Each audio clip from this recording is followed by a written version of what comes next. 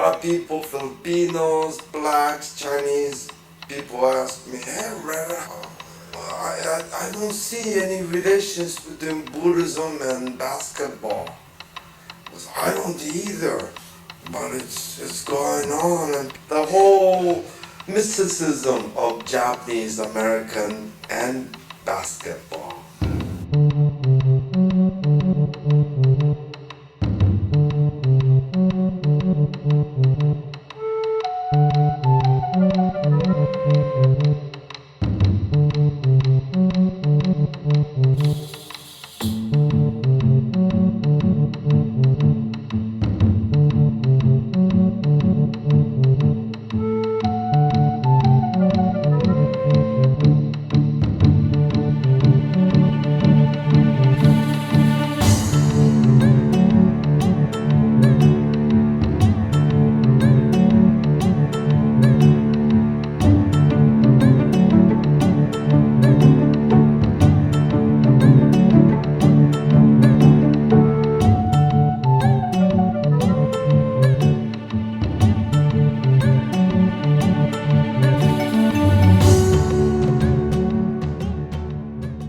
I think basketball has been part of my life since as far as I can remember. Like, I'm pretty sure, like, growing up, I was always, like, kicking something or, like, throwing a ball. But officially, I know I started playing in, like, first grade. And then since then, it's been every year of my life, pretty much.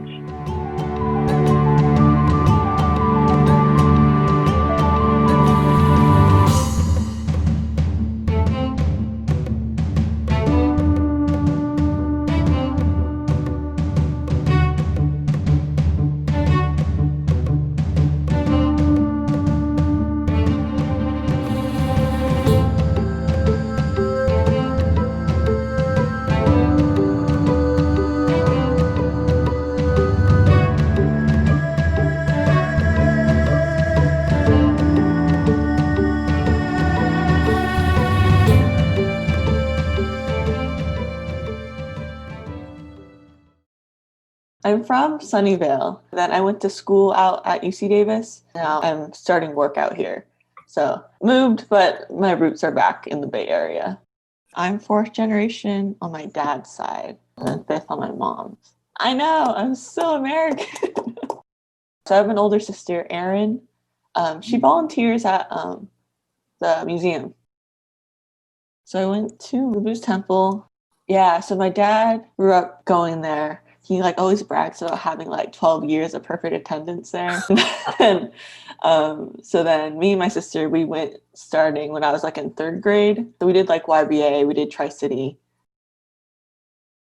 For like YBA, I think the conferences that we held and like attended were always really eye-opening because you got to see people from like throughout California come together and just like be able to like learn and like just like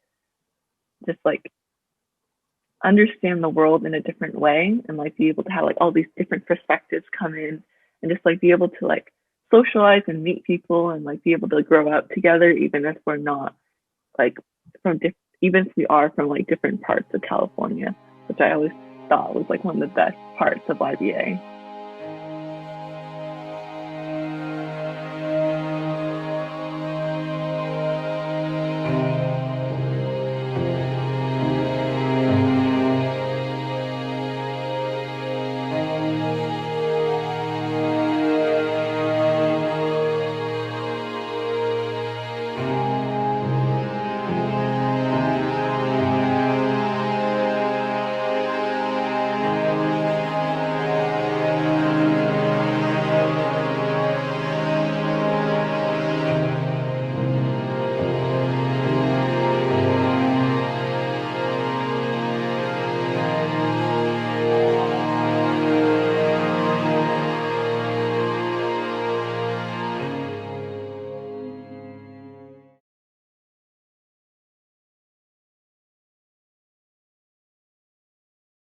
I was originally physiology. So so back then I wanted to be like a physical therapist. I feel like most basketball players are like on that track at some point of their lives. But then I realized I don't like biology, so I didn't really want to tolerate it for 4 years. So going in, I knew I wanted to switch out right away. I didn't know the term at the time, but it's called environmental psychology, and it's environmental psychology sort of refers to like the relationship between people and like their surrounding environment.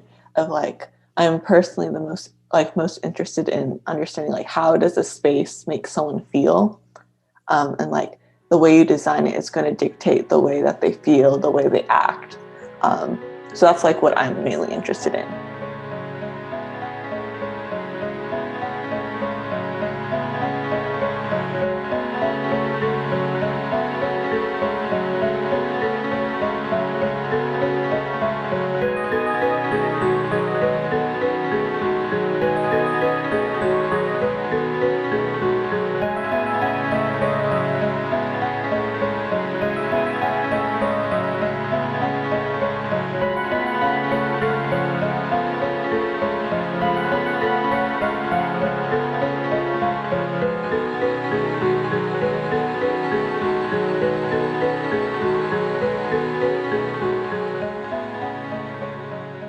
Right now, I'm starting a job and to be an assistant urban designer for the university.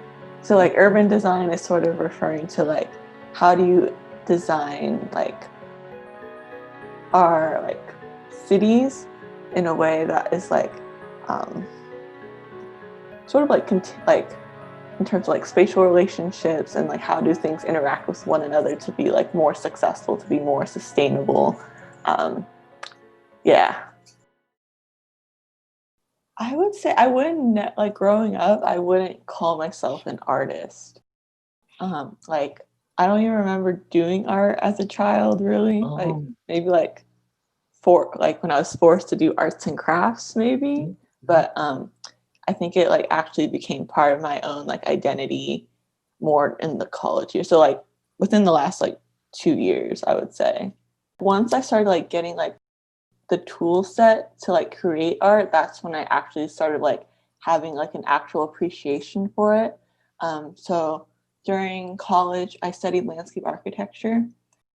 I learned like a bunch of like computer software programs like Adobe, Photoshop, Illustrator, all that. So like I used it primarily for class, but then like every once in a while I'll be like, oh, I'm just gonna put this like artistic touch on it here and there, and then that sort of like evolved my interest in being able to do art more freely.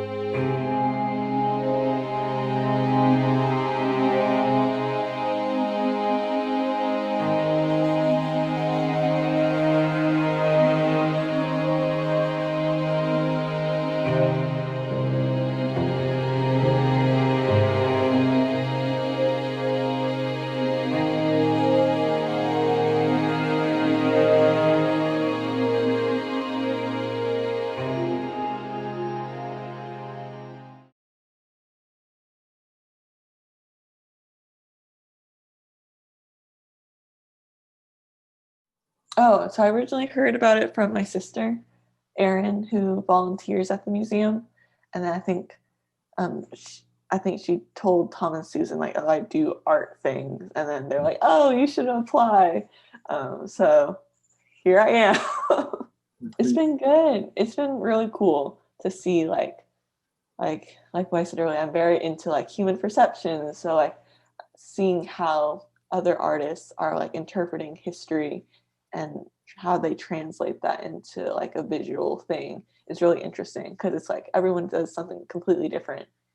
So my piece is addressing the Day of Remembrance and looking at how over time the community went from being very divided about how do you respond to the internment camps to can we be united on this getting justice for what happened.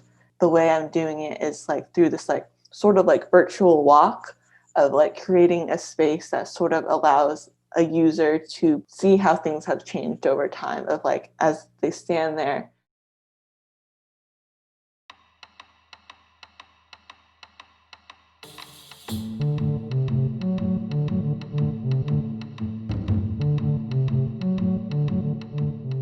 It's very quaint. um, and like I feel like most of my like memories would be during Obon, so that's like not really like like how it normally is. I'm not as much worried about like the physical space of Japantown like disappearing. I'm more concerned about as generations go on, the history and like the stories is what's going to be forgotten. Like being like fourth, fifth generation and not as like in touch with like my Japanese side, I can say that like it's sort of scary to see like not having that emotional connection to it and just like knowing that could get worse over time. People just not understanding like why it's important to you and having that emotional connection.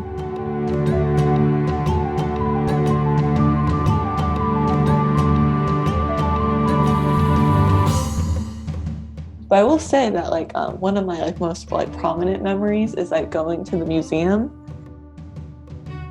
and like just seeing the first San Jose Zebras team. Because like I played Zebras and I was like, oh hey, like there is like an emotional connection there.